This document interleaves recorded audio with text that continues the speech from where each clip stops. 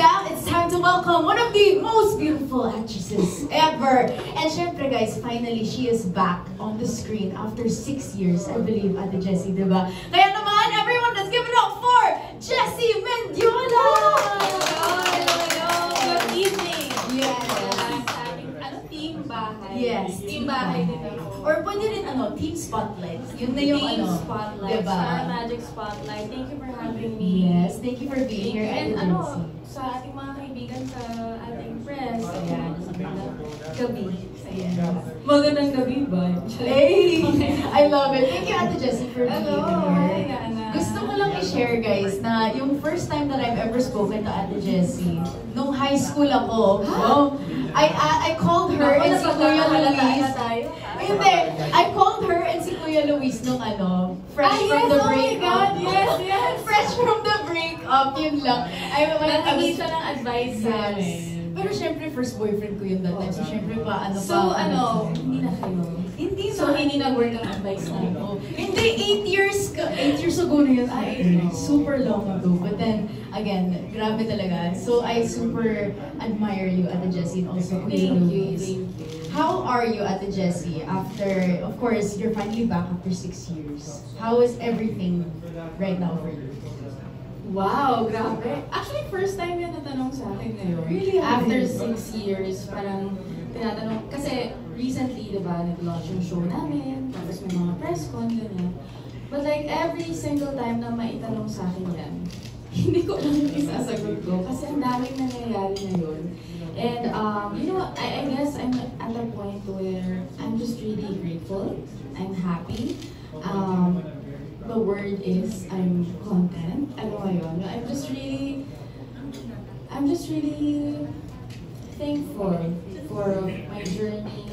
I rested also sa showbiz. I've healed. And I'm so happy to be back. Ano ba yun? Yung nakikita ko yung mga katrabaho ko, yung mga kasama ko din sa industriya, I'm really happy. And yun, I guess the word is happy. How things are. Yes, we're so happy for you also, Ate. Syempre, we're happy you're back. But of course, parang everything is on your side, Ate. You're a mom, you're a wife, you also have a great career. Kaya naman, congratulations, Ate. Thank you. Parang feeling ko baguhan ako ulit. O, diba? Refresh. Oo, launching ko. Yes, exactly. This is Ate Jessie Mendiola's launch, her debut. Exactly. Pero syempre, Ate, I would like to know also, your life as a mother and a wife. Ngayon naman that you're back, syempre, iba na you're back on screen. May time ka na for taping, and less time na for family, and you're also coming from the south, medyo malayo din po. So how is that naman, Ate, balancing time? Yes, actually hindi naman less time for the family. Kasi yun nga, I always tell people, parang how do you even manage your time? Kasi teleserye, sobrang taxing yan sa oras, di ba? Yung kukunin talaga niya yung oras mo, yung buhay mo.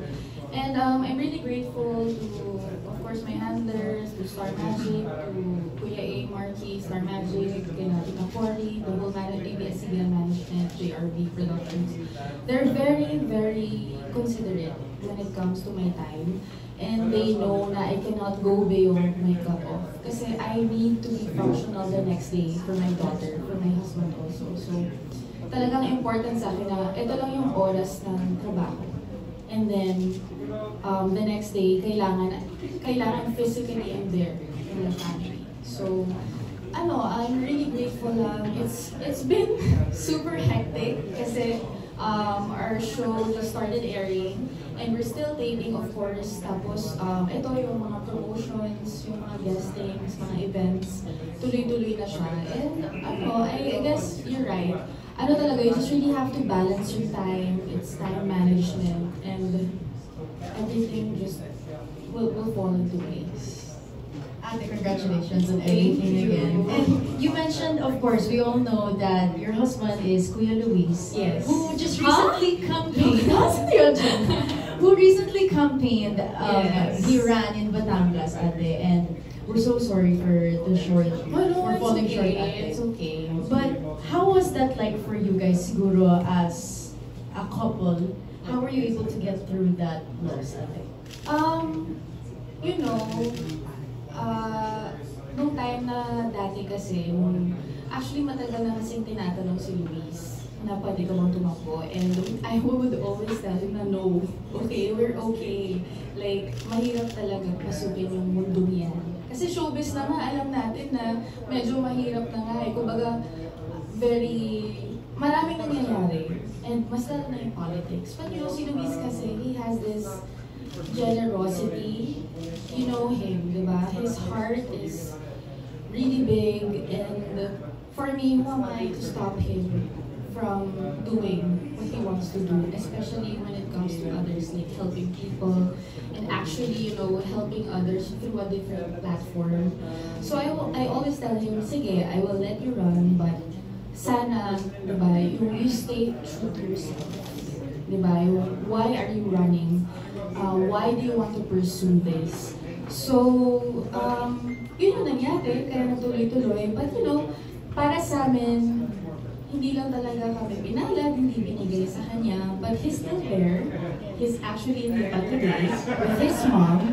And alam kong he will do his best to actually be able to do kung ano yung mga nasabi niya sa mga tao.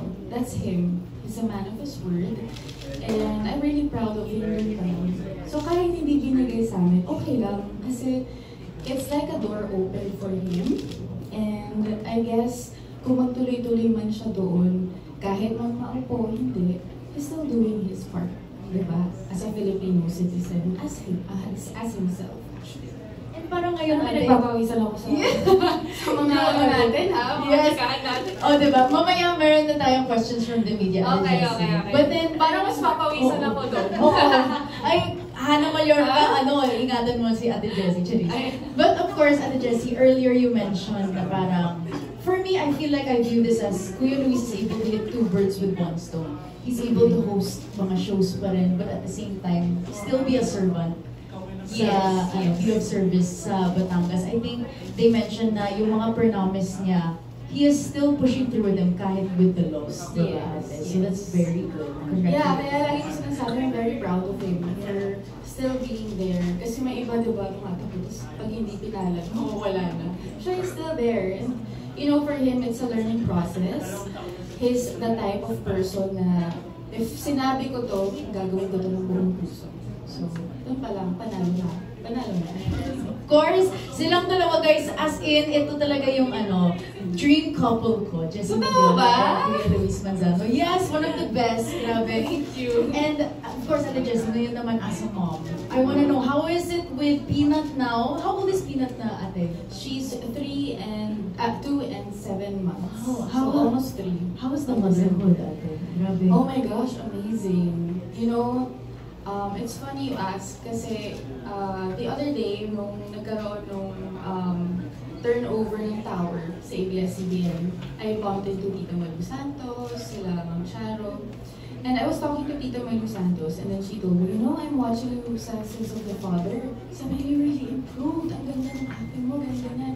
Tapos sabi niya, you know, it's the motherhood, no? Sabi niya, siguro motherhood really changed you. And I have to agree.